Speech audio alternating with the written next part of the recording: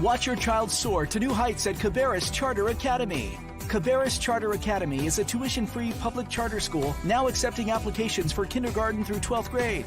Our curriculum encompasses a student-focused learning environment, offering whole child development while fostering strategic partnerships between families, teachers, and the community. Join us for an information session or submit an application by visiting cabarruscharter.org today.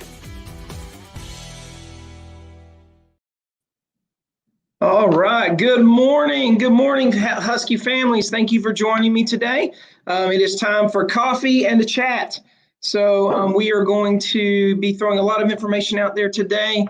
There will be plenty of time at the end of this session for Q&A.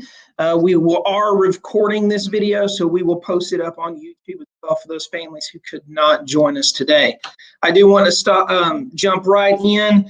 Our board voted last week to allow us to begin transitioning into Plan B and we are very excited about that. We are just waiting to get students back into the building. Plan B allows for a flexible model. We are currently going to run tandem with Plan C as well as B here at the upper campus. Governor Cooper allowed K-5 to go back beginning October, but we are still from 6-12 are going to operation under Plan B, and we're going to talk a little bit of how that's going to look on our campus in just a moment. So our biggest focuses are keeping it simple, being efficient, being safe, and working very smartly to get this to work for all of our families. Now, please know we are moving to Plan B, which does include letting students come back into the building, albeit limited few days. However, we are still offering the fully mobile virtual option for those families who are either being very successful at this time working from home, or those that it just would be at this moment, they're not ready to come back. So we are going to offer that as well. So how is this going to work? Effective October 12th, that is our start date where we will begin phasing in our staggered start. So the week of October 12th, we are going to bring our 6th grade students and our 9th grade students back into the building that week. The following week, we will include and start bringing in the 7th and 10th grade together with the 6th and 9th. So we're going to build as we go over a 3-week period. So beginning the week of October 12th, the 6th grade and 9th grade students are going to be welcomed back into the building. And then the next week, we will add the 7th and 10th graders.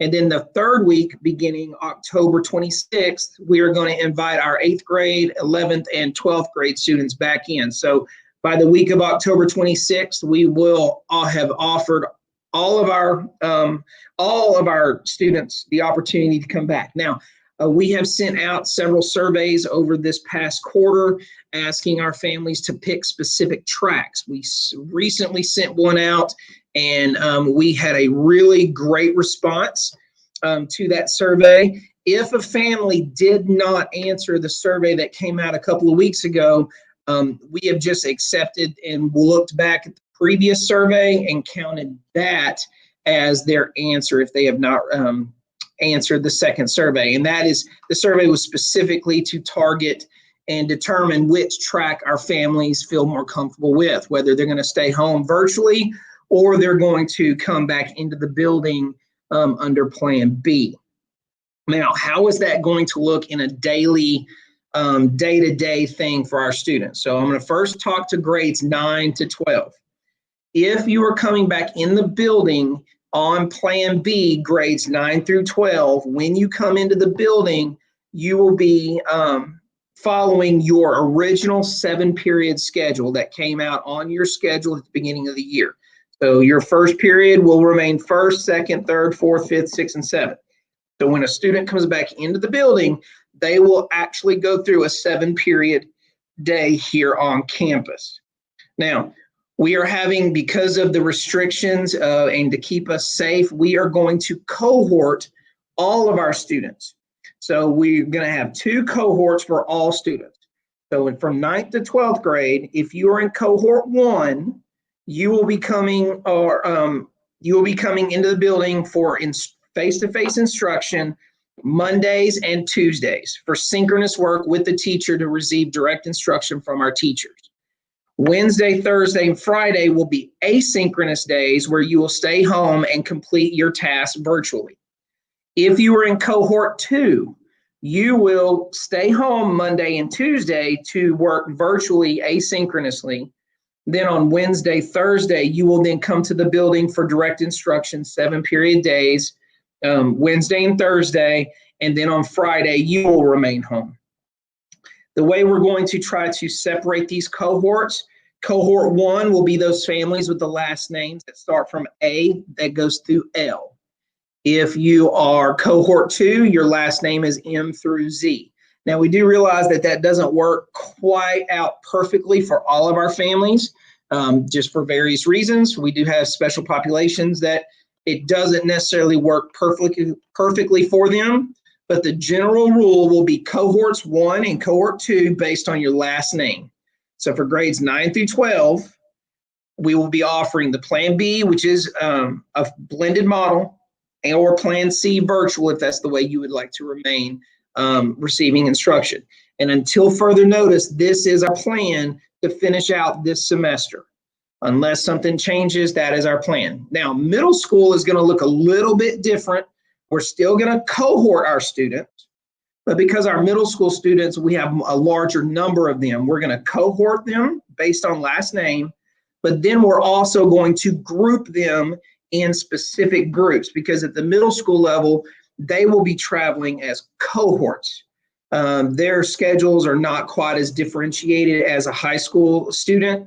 So they will be grouped according to a cohort and group, and then they'll follow the same schedule. They'll come in, if you're in cohort 1, you will come into the building Monday and Tuesday for 7-period for all day long, and then you will be Wednesday, Thursday, Friday virtual. If you're cohort 2, you will come in the building on Wednesday, Thursday, and you will be virtual at home Monday, Tuesday, and Friday. I will put it in this, but for the most part, that is how we are going to work. Okay, again, focusing specifically on safety, but we do want our students back, and we are still continuing to push forward with trying to keep our buildings safe. Let me review a little bit about how we are going to continue our safety protocols. We are a carpool school, so all students will report through carpool and be dropped off in carpool. Classes officially start at 7:30. We are allowing drop-offs beginning at 7 o'clock. When you come through carpool, we are going to utilize the inside 3 lanes.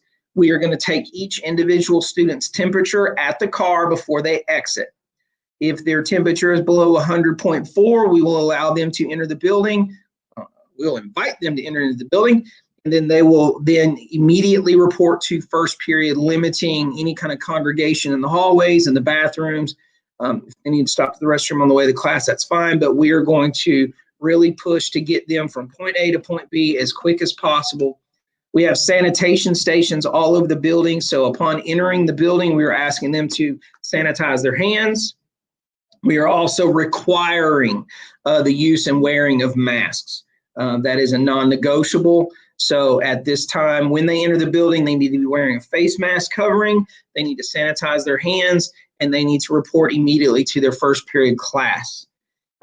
So carpool drop-off. At the end of the day, classes will end at 2:45. We will begin releasing students at 2:45, the same way we have done in the past, and they will exit the building and pick up at carpool, and we will see them at the end. So I know that's really quick and brief. I know there are questions, so if you'll save them till the end of our discussion today, I will answer them, but we will also follow up in writing with a schematic to kind of review how it's going to go with the cohorts and the groupings. But please know our number one, not concern, our number one takeaway here is we want our students back. We want to be able to reach our students. We want to be able to teach our students. And we're very excited that we can offer Plan B and C at this time. Okay, let's move on to a couple of new things that are coming down. Sorry, move to a couple things that are coming down for this year that are brand new. We're so excited. This is specifically for high school right now, grades 9 through 12. We are implementing a new honors program for our students in social studies and English classes. That would be your civics, your world history, your American history, or English 1, 2, 3, and 4. We are offering the opportunity for any student who wants to attempt it to receive honors credit for our classes. There is an honors contract that we have put together. There are some stipulations, but it would be a student and a family deciding that they would like to attempt to receive honors. It's not just because it's honors does not mean it's more work. What it does is it means that it's the depth of work. It's a demonstration of mastery that is above a norm in those classes. But there is a contract that spells everything out. A student is more than welcome to attempt to earn honors credit at this point, but we wanted to start there, and hopefully moving forward into next year, we will be able to offer honors courses in math and sciences as well. So this year, effective second quarter, so your English and your social studies teachers will be presenting this information to you in the near future, but I just wanted to kind of throw that out there for families to hear it, and we're very excited about that. Another thing that we are really pushing this year is the senior project. That is a requirement from our school to graduate high school. Our senior project this year, it has been reworked, remastered, and we are excited about the direction that it has taken. We do not want this to be a burden on our seniors. We want this to be a great learning experience. And our senior project is all focusing on career choice, getting our seniors to start truly thinking about life after high school, getting them to really think about where their passions lie. Currently, I give you an example. Currently, if we have a student that is really interested in becoming a contractor and wanted to get into construction work, well, throughout the research project for the their senior year, they will dive really deep into what exactly does it take to become a contractor? Does it require any schooling? If so, is there a school that is better for them? How much money is in it? How much investment do they have for their future? Does it require an internship? Does it require references? All the ins and outs of that specific career. And then at the end of the year, they will have to present their findings to a panel where then they will receive a grade. We are utilizing our senior English class as kind of the housing point. Ms. McHugh is going to be a mentor for them, helping them, myself, as well as the counselors and our AP, Ms. Derwich. We will all be monitoring and helping and coaching our seniors as they embrace this endeavor. So we're really excited about that. As a science teacher, I am so excited about this piece. Our Society and Nature Club, as well as our science department, are looking to try to construct an outdoor classroom spot for our students this year. We are looking at adding a greenhouse type facility on the backside of our property. Right now, we're trying to get permitted and get used to that. But we're really excited at what that can actually bring to our students. It provides a great learning experience for them of, beginning how to grow things, being able to look at experiments, that type of thing. So please know that is on the horizon, and we are excited about getting that. We really want our students to take ownership of that project and help us with the construction, help us with the maintenance, and help us make that an amazing learning tool. So we're excited about that one. Another update for you guys, we have secured a full-time nurse here at CABA. We have decided to hire an experienced nurse who will be working for both campuses. She will be visiting both campuses daily. She will be on call between the campuses. So if she is at the lower campus and we really need her in a pinch up at the high school, at the upper campus, we can just call her. But she will be visiting both campuses daily, and she will be available to help us monitor the health of our students, tracking medication, responding to any kind of need that we do have. So we're very excited about our nurse.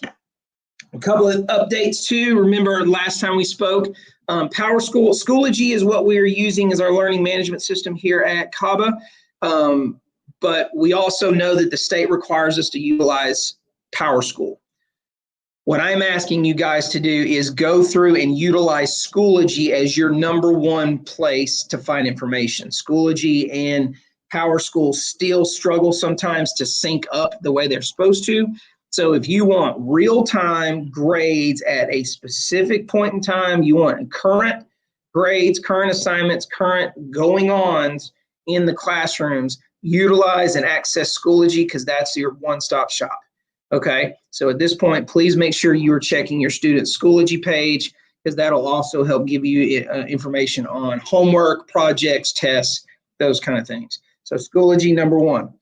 Couple real quick things. I want to put some couple of dates on up front for you.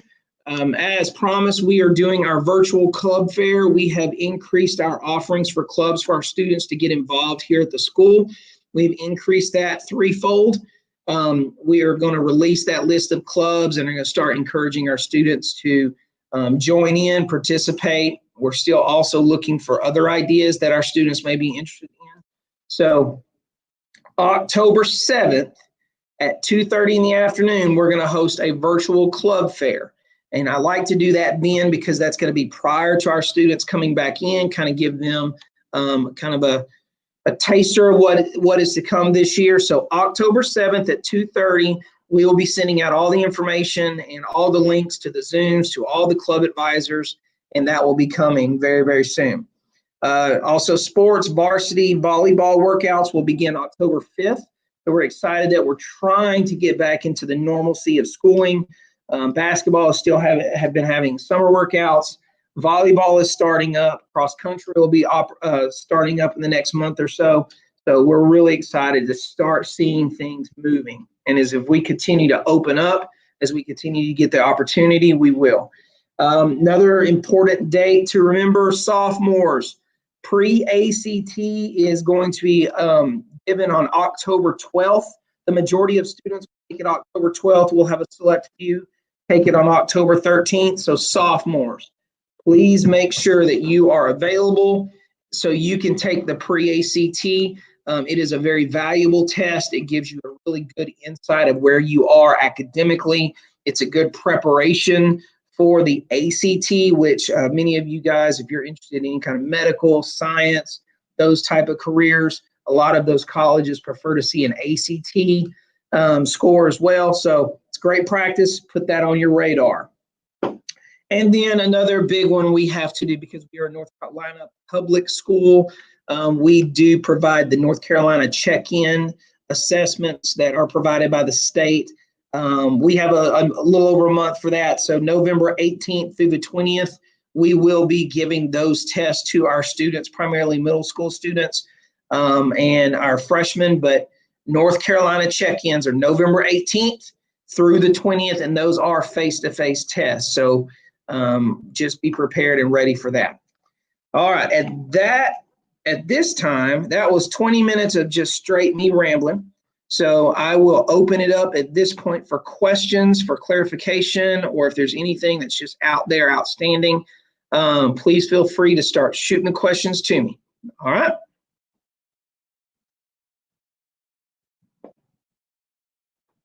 Yes, uniforms are required. Once we come back into the building, we will be moving to a uniform requirement. So if you stay at home virtually, no uniform required, but once we start bringing students back into the building, the uniforms will be enforced.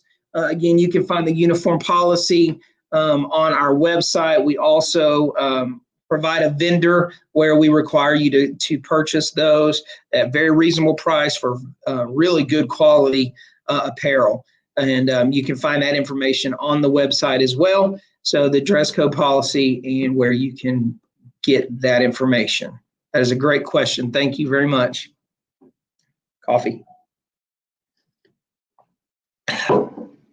We will be, Sherry, yes, ma'am. We will be sending out information for you guys to be able to pick up those placards. We will be using car tags for carpool pickup. It'll make it that much easier for us. We will be sending out information toward the latter part of the week of when you can come get those and pick those up.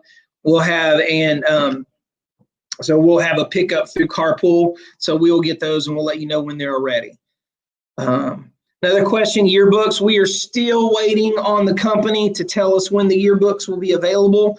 Those of you who purchase yearbooks, we are still waiting on that vendor to give them to us. They're obviously way behind. The COVID did not help them out at all. So we are still waiting on that as well. For students that would continue with online classes, would they keep the same schedule? Also, what time they would start, 7:30 or 8? For the students that are going to be virtual, we are going to cohort them as well, because the virtual, it's going to take, unfortunately, it is going to take a change in what we've been doing. Classes will officially start at 7:30 now. That is our normal class time. So that's why we moved from 9 to 8. Starting on October 12th, we're going to have to move the classes to 7:30 because we are going to run, for those students that are staying home virtually, they're going to be cohorted based on their last name, and they will be invited to attend the individual classes. So if my last name is Pierce, so I would be cohorted in cohort 2, which means Monday and Tuesday, I would be working asynchronously at home. I would have to log in and receive my assignment from the teacher, and I will work asynchronously at home Monday, Tuesday. Wednesday, I would come to school. Classes begin at 7:30. I'm sorry, wait a minute. Let me go back. I'm confusing myself. If I am a virtual student and I am staying home, my last name is P, I would log in Wednesday morning at 7:30, and I would be part of my first period class. And then I would log in every period all day long, and I would attend class virtually for Wednesday and Thursday. That's how the cohorts are going to work for the virtual students. So I would be required to log in at 7:30 and then run the gamut of the classes for that day. Ms. Valentine, I hope that answered your question. Sorry if I was confusing at first.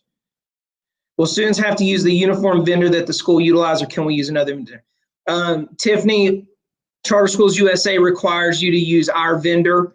That just ensures that you get a fair price, you get a good quality uniform, and we are consistent across the board. So it is our policy that you must use our vendor.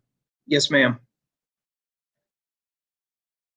We are, Ms. Clarkson, absolutely, that is one of our goals. We do know that some last names do vary, and that is one of those things. If you would reach out to me individually with an email listing out what students are yours, to ensure that I work on that schedule. I've been kind of pounding that thing out for 2 weeks now, but we will, to the best that we can, we will ensure that we have all the siblings together, so you only have to come one day, we can come together. So consolidation, that's what we want. We're going to try to work with every family that we can.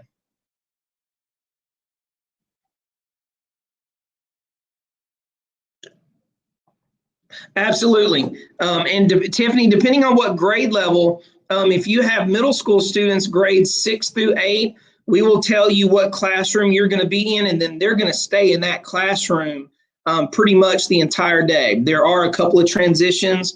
We have some break time and things like that built in. But if they are a middle school student, they're going to stay in one classroom for the majority of the day. High school students, they will be given their schedule, and the room numbers are with their schedule. So yes, I'll be in the hallways. My AP will be in the hallways. We'll have plenty of people to get them where they need to go. Great question.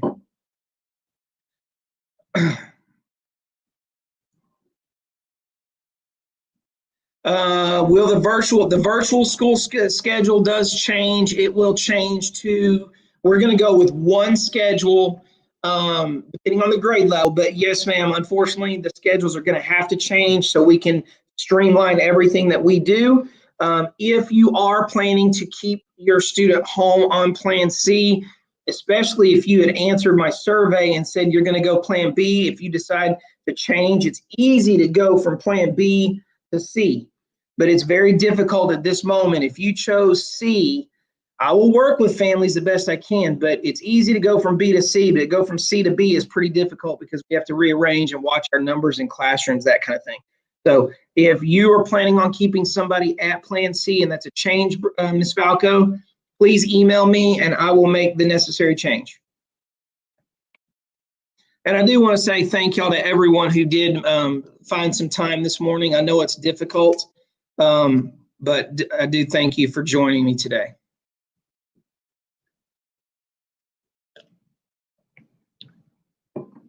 So the ACT is going, we are working right now. They're trying to determine the dates of the ACT and SAT.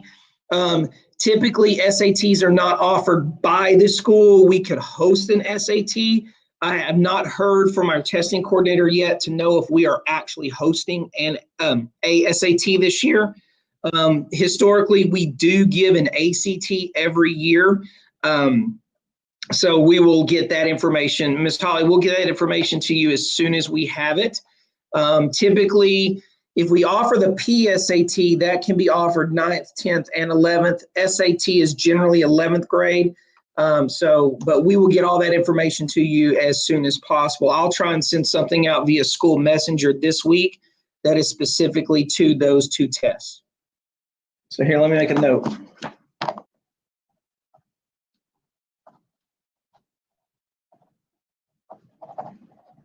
All right, great questions. Keep them coming. What will you do to assure that social distancing is adhered to? Absolute supervision. I've already, we are in the process of marking every 6 feet down our hallways. That's one of the reasons why we're staggering students coming back in the building, so we can concentrate on training smaller numbers of students at a time. As you know, we will begin with talking about our expectations. We will be holding those students' expectations. We have teachers that will be stationed in hallways. Every period, every transition that we have put markings on the floor. It'll be a constant reminding, a constant modeling, and a constant reinforcement of the rules. At this moment, if we have a student that comes in, let's just be real, we deal with teenagers, and even the best students in the world will make poor choices. We will be holding everyone accountable. And if we have a student that comes to school that just cannot seem to acclimate to the rules and meet the expectations we have, then I will have conversations with those families to maybe virtual is the best option for that student. We are going to focus on keeping everyone safe if at all possible in this building. So constant modeling, constant observation, and constant reminding. Great question. How long will this plan be scheduled? Currently, right now, the last I heard, until the governor, if the governor lifts the restrictions on 6-12 like he did K-5, our plan is to finish the semester with this for the whole second quarter unless something changes. So until further notice, this Plan B and Plan C option for our families are going to be how we move until they change. So right now, my best guess is through at least Christmas.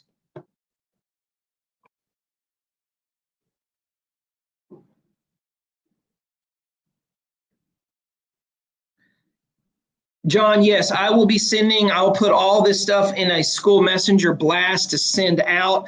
Obviously, I'm not going to send out the cohort names in one big list just because of the, FERPA, HIPAA, and all those other acronym things, but I will be putting this in a written response, sending it out to families, and then we will also offer, I'll try and do another information session too. Once we send all the information out, I will also have another information session where we can have another Q&A for anybody that needs clarification. We'll also be working with our teachers to send out information to remind. There are several students that don't necessarily fit that A to L, K, or A to K, L to M, M to Z, that don't quite fit the cohort model. So we'll be reaching out individually to those students as well. But we have got to, just for consistency, we're going to try to keep as many people on that A to L, M to Z cohort dynamic. So, but yes, I will be following up as soon as possible with it in writing of how this is going to look, because I know it can be. Keeping the classes sanitized? Oh, great question, Ms. Tiffany B. Okay, so we have not changed our protocol. We have hired let me rephrase, we are in the process of hiring an additional third custodian that we will have on site on campus. We are cleaning all touch points 5 times a day. We are cleaning all bathrooms 5 times a day. We will be disinfecting and wiping down desks in between every transition at the high school level. We have our 360 fuming machine so if cohort 1 and 2 come in on Monday, cohort 1 comes in Monday, Tuesday, our plan is to completely disinfect with our 360 fogging machine Tuesday night prior to the new cohort coming in on Wednesday and Thursday. We have a night crew that disinfects at night, mops, sweeps. So we have a day crew cleaning all day. We are disinfecting in between transitions. We are cleaning all touch points 5 times a day. We have a schedule minute by minute, so I know where all my custodians are. We also have a night crew that cleans all the other areas at night, every night. And we've got our 360 Clorox machine that will be fogging our whole building twice a week. So we are ramping up our efforts to make sure that this building stays absolutely as clean and as safe as possible.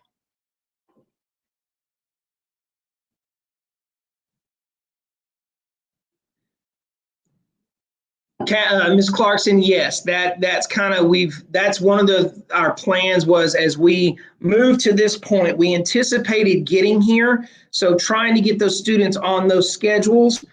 So on the asynchronous days, those days where they are going to be at home working on their own, they will need to log into each one of their classes and they will get, and it's just a touch point. It's not even conversing with the teacher each day, but they will be logging in through a form and they will receive the assignment for that day. Now, our teachers do have planning period every day.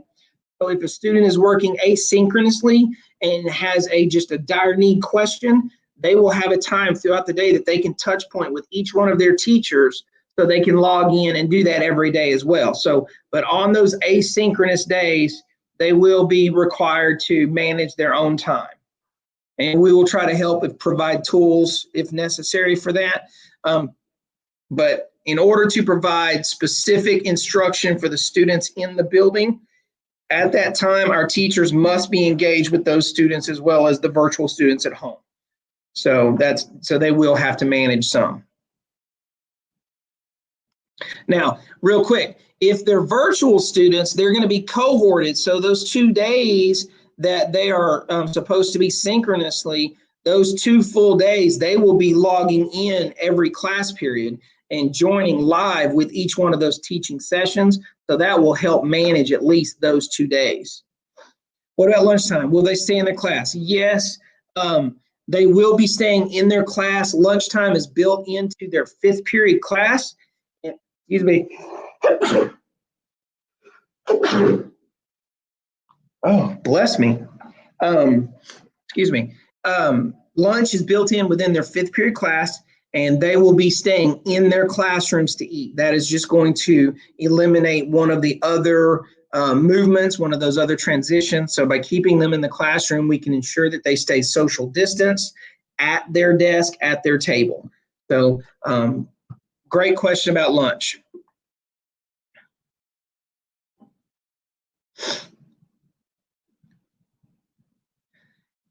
So how we're going to do that in between classes, some of that will be, we have got extra desks in those rooms.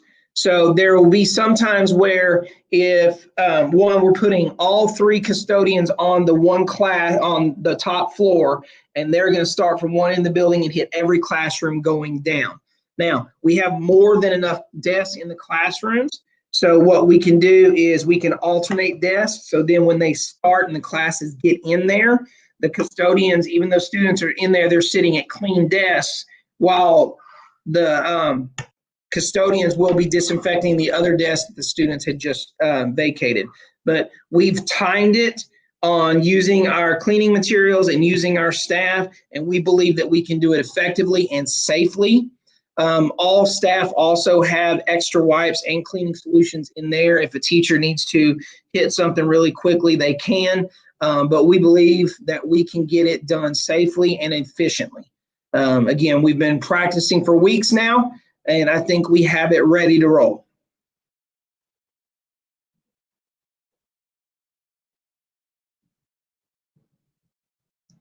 Yes, all students will come to school through carpool. If a student is late, I'll give you an example. If a student has a dentist appointment early in the morning and has to go to the dentist before they come to school, any student that comes to school after 7:30, they will then have to enter the front of the building and come in, check in the office. Well, they'll then have to have their temperature taken just like normal.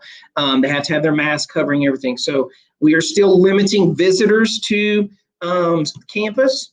We are not allowing food to be delivered to the campus during the day, so students will need to bring their own lunches with them or order through our system. We are not allowing deliveries of food. We will are going to also have to limit visitors. Again, safety is our #1 concern at this point in time, but if a student is late, they will have to check in through the front of the building.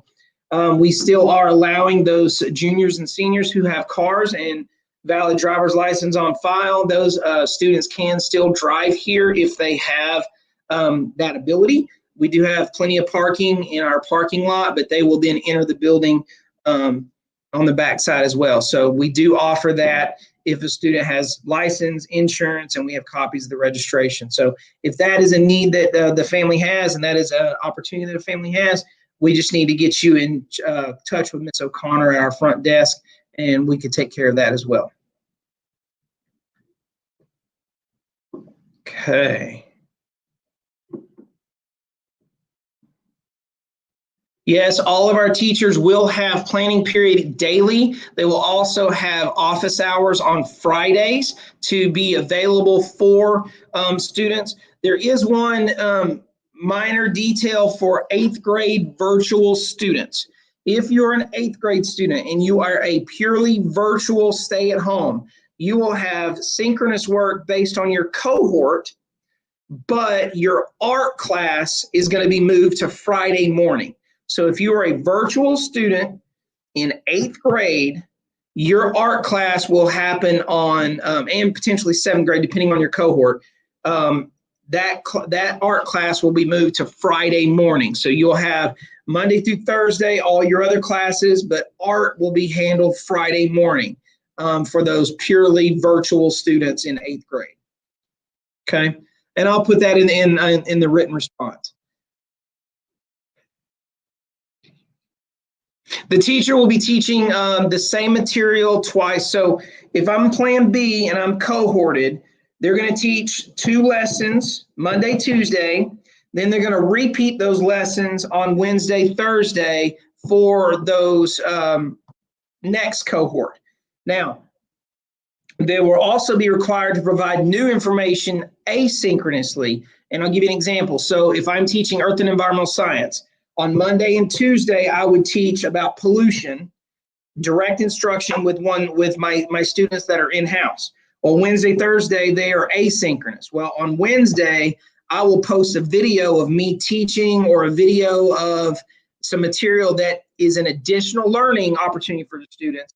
And then they will have to, after watching that video, then they will have an assignment that they need to complete on Wednesday and Thursday. So our goal is 3 new assignments each week per grade level, per class. So they will get the same material. So if I'm out, if I'm sick or whatever, you have an opportunity to either watch a recorded version of the instruction or at, possibly being able to log in at a different time to catch the same assignment. So yes, material will be taught it'll be same for each group. I hope that answered the question.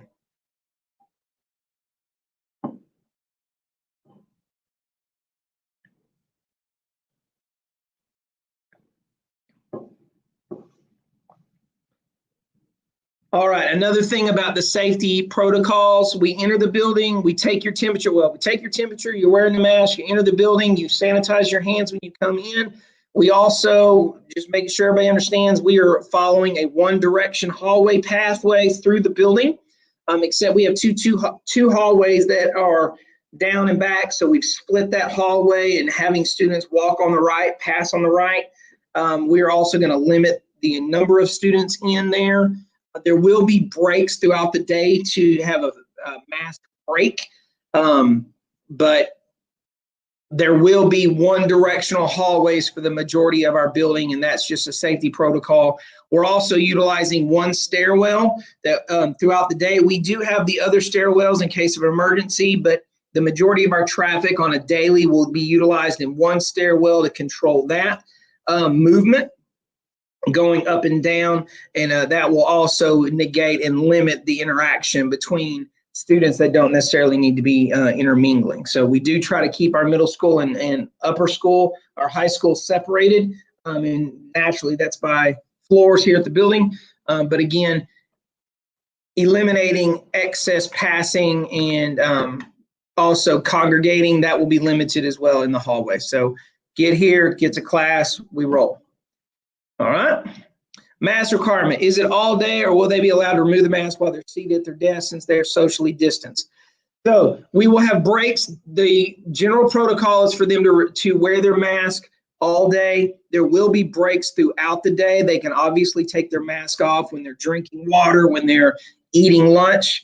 But even though they're socially distances, we still don't want to take a chance on really anything. So we will be requiring them to wear masks, but we do realize, I mean, we all get frustrated with these things. We also get tired, throats hurt. So there will be breaks throughout the day where they can remove their mask for a short period of time, but we are asking students to wear and teachers to wear those masks as much as possible throughout the day, again, eliminating the opportunities to share with other people. Now, what is going to happen if the unfortunate happens and we find out that we have a COVID case? If we do identify someone, that's one of the reasons why we are tracking where every person is in the building every period, so we can be sure that we can contact people. I think we have really great systems in place, but the unfortunate case is if somebody was to come back or if they were to show signs of symptoms, we would immediately remove them from the general population, triage them in a room separate from everyone, immediately call the family. So anybody that is coming back into the building, please know that families have to be available in case something happens, and we would contact you immediately. If we find a person that has showing symptoms or has been identified as a COVID patient, we will then begin notifying all the students who have come in contact with that one. But we're fingers crossed, we're hoping that we can avoid that piece and move on. So, all right, well, that is almost, we're at the 43-minute mark. We're going to give just a couple of more minutes for this session. If you have any further questions, if we did not get to your question today, you can please email me at jpierce@cabarruscharter.org, and I will get back with you just as soon as possible. I will be following up with a written response on how this new schedule is going to work. Again, we've been trying to prepare for this, easing everyone back in, and I think we've been very successful thus far. The majority, if not all of our students, are being able to utilize all of our systems now. We're very happy with where we are.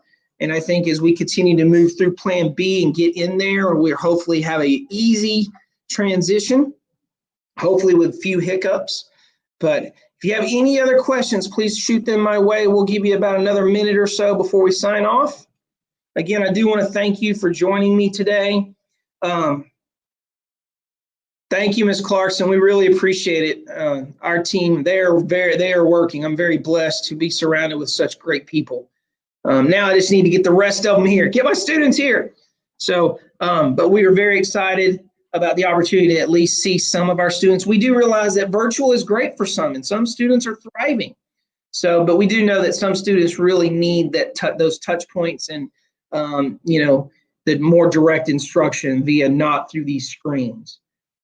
We are asking that if students are coming into the building, that they do bring their device with them if they have one. I do realize some families are having them use their desktops at home, or they're having to use their parents' devices at home. and can't necessarily bring one to school, we are working very hard to secure extra devices. So when a student comes in, if they do not have a device with them, we will try our very best to provide them for them when they're in the building. We have given out over 100 and something devices thus far to families in need.